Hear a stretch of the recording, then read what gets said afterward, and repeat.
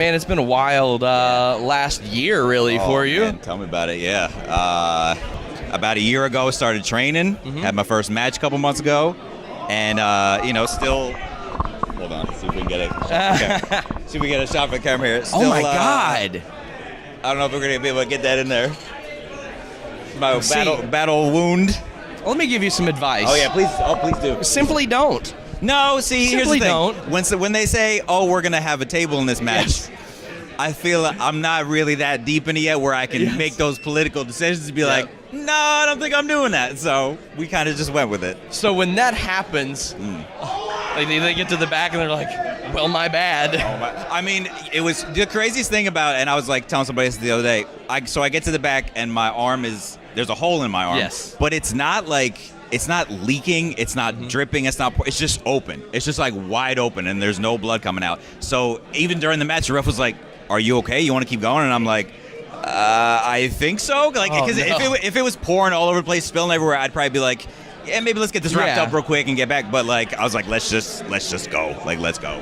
So it was a roller coaster, obviously, because you were supposed to face Adam Cole. Yeah. And things happened. Yeah. And that was at the point where a lot of people were like, is this a work? Is it real? Right, anything like that? And then they revealed your match wasn't happening. And that was like the big sign to me. And I was like, well, I can say this probably meant a lot to him to be able to do that. God. Yeah, absolutely. I mean, God, obviously, Cole being my friend, personally, I want him to be healthy and ready to go, whatever. I want him to be able to work at his full potential. But obviously, at that time, like, I was heartbroken. I was like, oh my God, this was like, we built this up. This is the biggest thing I could possibly do as my first match. And we built it up so big, and I was crushed. I was just heartbroken.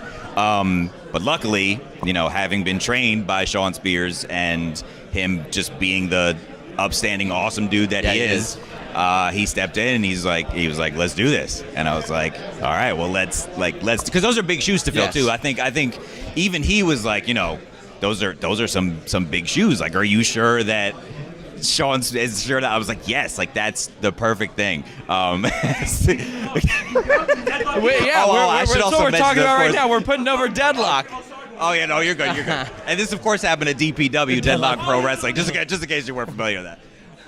But it ended up being one of the greatest nights of my life, regardless of the outcome and the scar. So I'm just fortunate it was able to happen, and I'm looking forward to seeing where we go from here. It speaks a lot to his confidence in you as a performer as well, and how he trained you and all that. That he was like, seamlessly, I'll step in, I'll do this. The people that train you, their names are on you.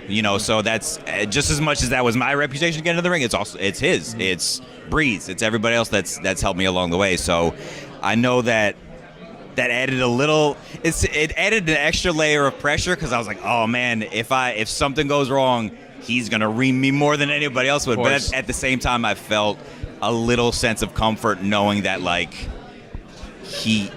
we're gonna be okay. Yes. No matter what, we're gonna be okay, because he put that stamp on me. He believed in the progress that I made throughout that first year, and just having that opportunity to be in there with him was life changing. It was incredible.